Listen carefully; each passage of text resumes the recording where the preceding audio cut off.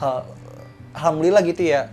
Jadi step by step gitu. Saya jujur sekali ya, maksudnya saya jujur banget ini, mungkin gak mudah gitu sampai titik tertinggi, mungkin terenaknya saya gitu ya, karena jujur basic saya pribadi dengan keadaan ekonomi ya yang dibilang mungkin sederhana gitu ya, sederhana, mungkin dibilang juga bisa sulit banget kayak gitu ya.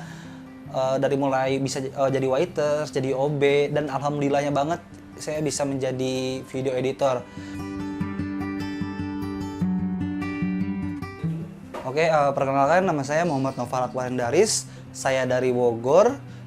Kelahiran saya 26 Oktober 2001. Untuk saat ini saya berkuliah di suatu institut di Jakarta, yaitu London School of Public Relations. Dan saat ini saya di semester 4 jurusan broadcasting, yaitu BDMC 1TP. Dan selain kuliah juga saya bekerja di salah satu production house di Bogor. Dan di sini pun saya sebagai editor. Mungkin orang-orang hanya tahu titik saya sebagai editor ini ya, maksudnya ngeliatnya enak gitu ya. Mungkin ada suatu kisah dan perjalanan saya gitu sebagai yang bisa sebagai editor ini ya. Jadi saya memulai dan mengetahui editor itu, jadi saya bersekolah di SMK salah satu Bogor yang mengambil jurusan broadcasting dan perfilman. Nah di situ saya sebenarnya tidak tahu itu broadcasting dan perfilman itu apa sih gitu. Mungkin jadi tantangan saya itu, jadi saya pengen tahu di situ broadcasting dan perfilman itu apa gitu. Nah mungkin di saat perjalanan saya mulai sekolah, di situ ada titik terendah saya mungkin ya. Saya mungkin agak ada kekurangan ekonomi dari pihak keluarga saya, dan pada akhirnya saya tidak bisa membayar SPP gitu ya maksudnya. Dan sampai saat itu alhamdulillah ada yang membantu saya dari pihak sekolah, biar nggak ngeberatin untuk membayar SPP saya dipekerjakan di restoran Bogor sebagai waiters gitu ya. Jadi sebagai pelayan restoran kayak gitu. Dan setelah beberapa bulan di tahun 2018, tepatnya di 2018 pertengahan, alhamdulillah saya dipekerjakan sebagai OB gitu, office boy di suatu perusahaan di Bogor. Selang 1 tahun, mungkin di sini perusahaannya itu perusahaan di bidang production house gitu, di bidang editing dan videografi, dan kebetulan saya juga sekolahnya di bidang tersebut. Dari situlah saya mulai muncul keinginan saya, mungkin termotivasi gitu ya bahasa kerennya gitu, termotivasi gimana sih biar kayak orang-orang kayak gini gitu loh, bisa kerja mungkin enak di depan komputer, di ruangan ber-AC mungkin kayak gitu. Saya punya keinginan seperti itu, dan pada akhirnya saya melihat tutorial-tutorial dari sosial media seperti YouTube, Instagram. Di situ banyak banget lah ya untuk di bidang videografi tersebut. Dan alhamdulillah pada saat itu saya dipercayai untuk dipinjamkan komputer gitu untuk explore lebih jauh di bidang editing gitu oleh perusahaan yang saya sedang bekerja pada saat itu. Nah di situ saya termotivasi banget. Jadi saya tidak mau mengecewakan kesempatan itu. Saya memulai dan melihat tutorial di sosial media seperti YouTube dan Instagram. Di situ sendiri saya tidak mempunyai kamera dan alat untuk editing gitu. Nah setelah sampai saat di situ saya melihat seperti mungkin senior-senior videografi dan editing di sosial media dan segala macam. Dan alhamdulillah ya di situ saya menemui titik menurut saya pribadi gitu ya di tahun tersebut, di tahun 2018 enak banget gitu ya mungkin kerja editing kayak gini video, walaupun saya tidak mempunyai alat editing dan alat kamera tersebut. Nah sampai saat itulah saya terus giat, terus belajar terus melihat tutorial dan sambil meraktekinnya tersebut.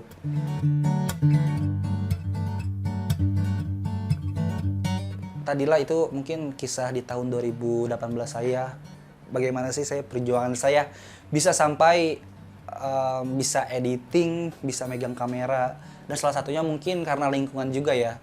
Nah untuk di tahun 2019-nya alhamdulillah saya menemukan titik di mana di tahun 2018 itu lebih meningkat satu titik lagi.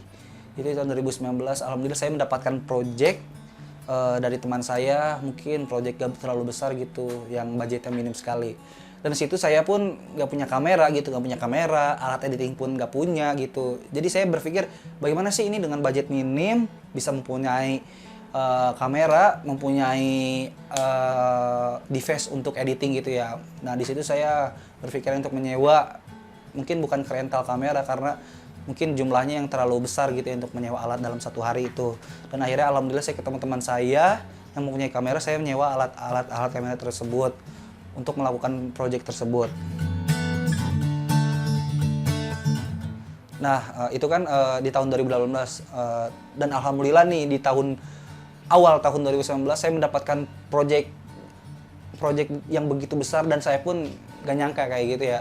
Gak nyangka karena di tahun 2018 sendiri saya sebagai waiter, sebagai OB di suatu perusahaan, dan alhamdulillah di awal di awal tahun 2019 ini saya mendapatkan proyek yang begitu besar.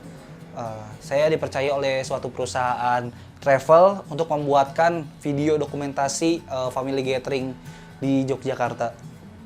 Ya, dari situlah saya mungkin dari pihak perusahaan travel itu sendiri menyukai video-video saya, dari segi pengambilan kamera, editing, dan yang lain-lainnya.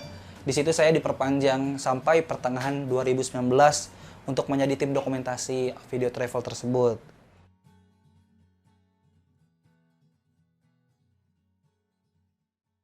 Mungkin alhamdulillah gitu ya.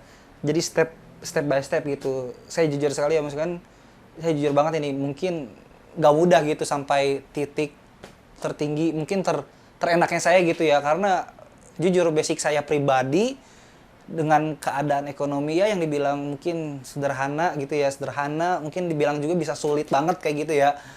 Dari mulai bisa jadi waiter, jadi OB, dan alhamdulillahnya banget saya bisa menjadi video editor. Nah, untuk di tahun 2020 ini hal yang hebat dan sampai bener-bener gak nyangka banget itu, saya dipercayai banget gitu ya. Mungkin itulah yang menjadi awal bener-bener jati diri saya tuh bener-bener, oh saya tuh bener-bener di bidang ini loh. Saya tuh bener-bener bisa seperti apa yang saya impikan di tahun-tahun sebelumnya. Alhamdulillah saya percayai banget untuk membuat video dari komunitas, mungkin bukan komunitas ya, dari organisasi, jadi Himpunan Pengusaha Muda Indonesia cabang Bogor. Nah di situ saya ketemu orang hebat, pengusaha-pengusaha hebat. Saya di situ mungkin nggak percaya banget kayak gitu. Saya bisa ngedokumentasiin mereka, acara mereka di tahun 2020 tersebut. Nah, di pertengahan tahun 2020, saya dipercayai untuk bekerja sama dengan perusahaan minyak dan gas negara. Saya di sini mengerjakan proyek-proyek, mungkin proyek-proyek inti dari suatu perusahaan tersebut, yaitu seperti mendokumentasikan WSM, yaitu WSM itu ya, jadi antara pipa dengan pipa yang lainnya itu saya harus mendokumentasikan ya. Di situ saya mengerjakan proyek seperti pemasangan OSM, memvideokan, fotokan. Mungkin pada intinya saya mengerjakan proyek itu dari nol sampai akhir atau selesai pengerjaan OSM tersebut. Untuk di tahun 2021 ini yang paling gembira mungkin ya. Saya pun gak nyangka banget kayak gitu. Saya alhamdulillah kembali ke perusahaan awal saya bekerja yang sebagai OB gitu ya. Dan di sini saya bukan sebagai OB lagi, alhamdulillah saya sebagai editor dan kameramen di perusahaan ini sampai saat ini.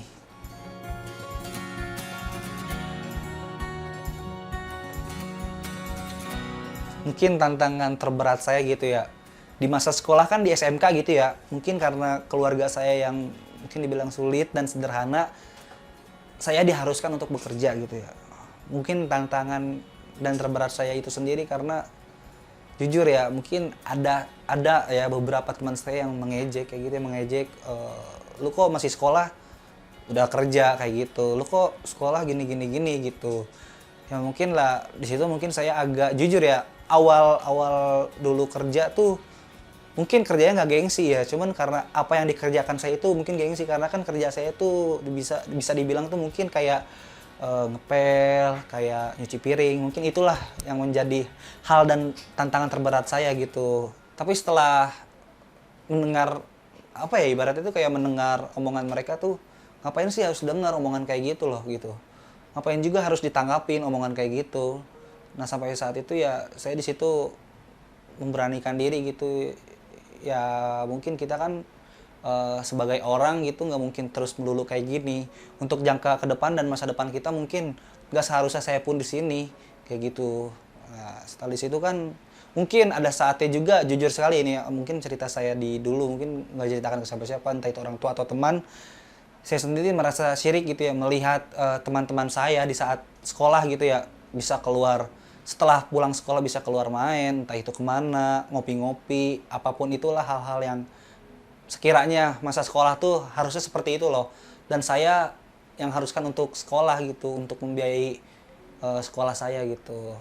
Nah itu sih sebenarnya yang mungkin titik tantangan terberat saya gitu.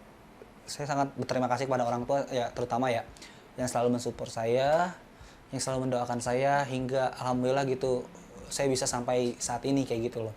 Dan terima kasih juga kepada guru saya yang selalu mensupport, selalu mendukung, dan selalu teruslah ibaratnya mendoakan saya sampai saat ini juga sih. Mungkin dari kisah pengalaman pribadi saya ya ini ya, untuk anak-anak milenial ataupun yang di bawah saya gitu, cobalah hal baru, jangan terpacu pada alat, jangan terpacu kayak kita punya apa nggak punya apa, janganlah gitu, cobalah, karena dari situ kita bisa merasakan dari yang nggak punya dan pada akhirnya kita bisa punya. Dan untuk milenial sekalian gitu ya, mungkin ke satu gitu ya, apa yang kalian kerjakan jangan gengsi. Dan yang kedua itu teruslah belajar dan jangan merasa tinggi. Itu aja sih coba.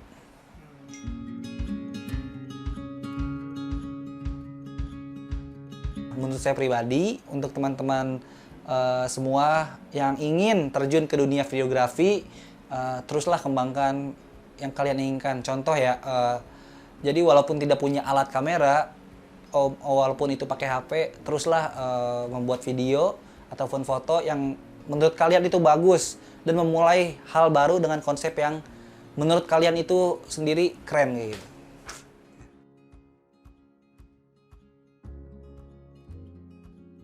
Oke teman-teman, mungkin itu saja yang saya bisa sampaikan dan saya ceritakan. Saya Muhammad Noval Komendaris sebagai videografer dan video editor. Semoga kalian bisa mengambil pelajaran dan bisa mengambil manfaat dari kisah perjalanan saya itu tersebut. Untuk kalian sendiri jangan patah semangat, terus optimis, lakukan hal yang kalian senangkan, lakukan hal yang kalian sukai juga. Terima kasih dari saya. Wassalamualaikum warahmatullahi wabarakatuh.